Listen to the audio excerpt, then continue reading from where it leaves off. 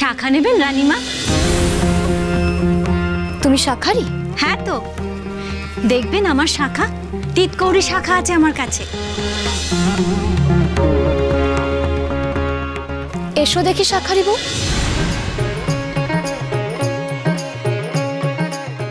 কে পাঠালো তোমাকে এখানে? আমি নিজের থেকে এসেছি রানীমা। বাহ, ভারী অদ্ভুত তো। তুমি কি করে জানলে আমার শাখার দরকার? নাটোরের রানীমা রাজামশাইয়ের সাথে আবার বিয়ের অনুষ্ঠান করছেন, তার জন্য তিনি শাখা পড়তে চান, কিন্তু কোনো শাখাই তার পছন্দ হচ্ছে না। সেই কথা কি চাপা থাকে রানীমা? তাই তো এক জোড়া তিতকৌড়ি শাখা নিয়ে চলে এলাম।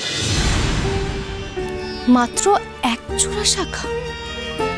তাহলে আমি পছন্দ করব কি করে? এই এক জোড়া শাখাই আপনার পছন্দ হবে রানীমা। অত সোজা নয় শাখারি বউ। একবার পরেই দেখুন না রানীমা, এই শাখা জোড়া আপনার ঠিক পছন্দ হবে। অত সময় নষ্ট করে লাভ নেই, তুমি ফিরে যাও শাখারি বউ। আমি যদি ফিরে যাই তাহলে কিন্তু আপনি পস্তাবেন রানীমা। আর কোনো শাখায় কিন্তু আপনার হাতে উঠবে না। তার মানে?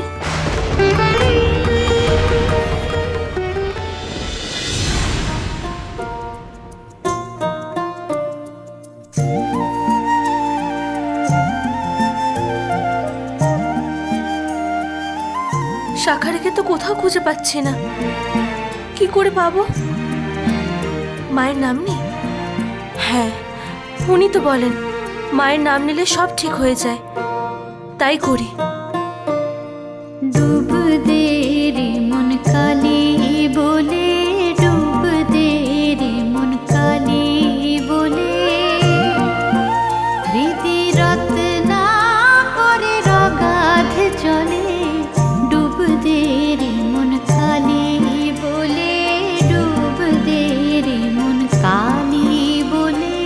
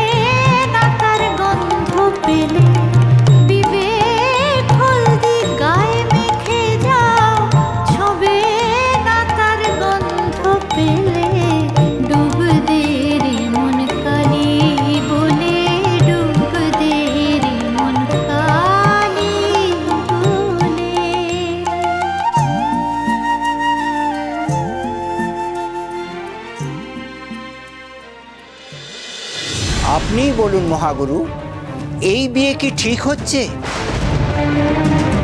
তুমি নাটোরের কুলপুরোহিত, তুমি ওদের নিদান দিয়েছিলে যে ওদের বিবাহ অশুভ হবে। সেটাই তো কথা, গ্রহের দোষ না কাটা পর্যন্ত সংসার ধর্ম পালন করা যাবে না। কুলপুরোহিত মশাই এমনটাই বিধান দিয়েছিলেন, অথচ আপনাদেরকে না জানিয়ে এত বড় একটা বিবাহ অনুষ্ঠান আয়োজন করা হচ্ছে। কি ঠিক বলুন তো মহাগুরু? ঠিক, এত বড় একটা সিদ্ধান্ত অথচ অনুমতি না নিয়ে। আমিও তো সেটাই বলছি, আমার কি মত জানেন তো মহাগুরু? এ কিন্তু সরাসরি আপনাদেরকে অপমান করা। অন্যায়, অন্যায়, ভারী অন্যায়। গুরুদেব, এ শুধু অন্যায় নয়, তো মহাপাপ। সেই জন্যই আমি এর ঘোর বিরোধী, কালপুত্র, ঘোর বিরোধী। আমার কি মত জানেন তো মহাগুরু? যেভাবে হোক এই বিবাহ অনুষ্ঠান বন্ধ হওয়া উচিত। গুরুদেব, আমারও কিন্তু তাই নয়। এবার আপনি বলুন মহাগুরু। নিশ্চয়ই এই অনাচার বন্ধ হওয়া প্রয়োজন। কোথায় হচ্ছে এই বিবাহ অনুষ্ঠান? গুরুদেব, গুরুদেব, আপনি যাবেন? আমি নিজে যাব সেখানে, দেখি ওরা কি করে এই বিবাহ সম্পন্ন করে। বিয়ে করবে, সংসার ধর্ম পালন করবে। আরে কত আশা তোদের, তোদের সব আশা আজই নিরাশায় ভরে উঠবে।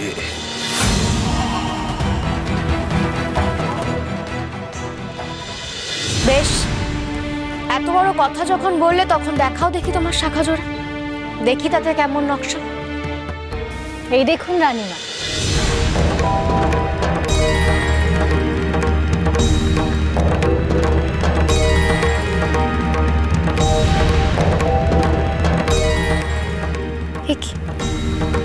আমি তো এমন শাখায় খুঁজছিলাম, কিন্তু আমার মনের কথা তুমি কি করে জানলে শাখারি গো?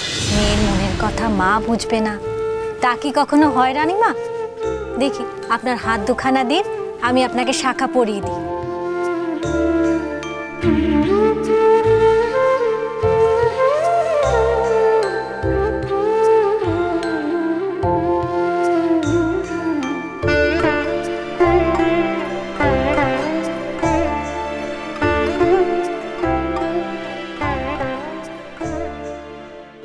আমি তাহলে আসি রানীমা। আসি কি গো শাখারি বউ? শাখার দাম নেবে না? এই শাখার দাম আমি তোমাকে 100 মুদ্রা দিচ্ছি। তোমাকে আর কষ্ট করে বাড়ি বাড়ি গিয়ে শাখা বিক্রি করতে হবে না। না রানী, এই শাখা জোড়ার দাম আমি নিতে পারবো না। মানে? আর দাম না দিয়ে আমি জিনিস নেব কেন? এই শাখা জোড়া আমি অন্তর থেকে আপনার জন্য বেছে নিয়ে এসেছি, এটা আপনি পরে থাকুন, আমি আসি। এর দাম আমি নিতে পারবো না।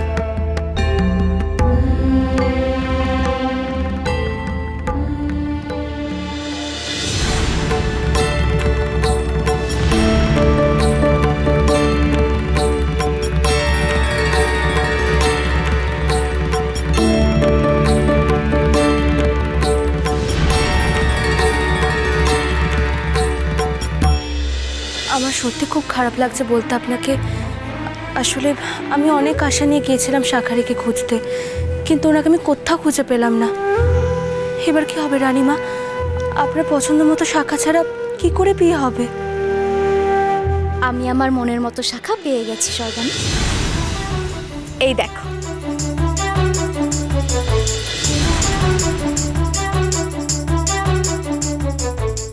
অপূর্ব,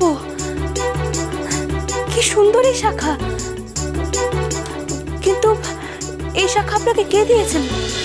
কেন? শাখারি বউ এই তো তোমার সামনে দিয়ে গেল। আমার সামনে দিয়ে? হ্যাঁ, উনি গেল আর তুমিও ঢুকলে। কই, আমি তো ওনাকে দেখতে পেলাম না। সে কি, তোমার চোখের সামনে দিয়ে গেল আর তুমি বলছো দেখতে পাও না? এটা কি করে সম্ভব?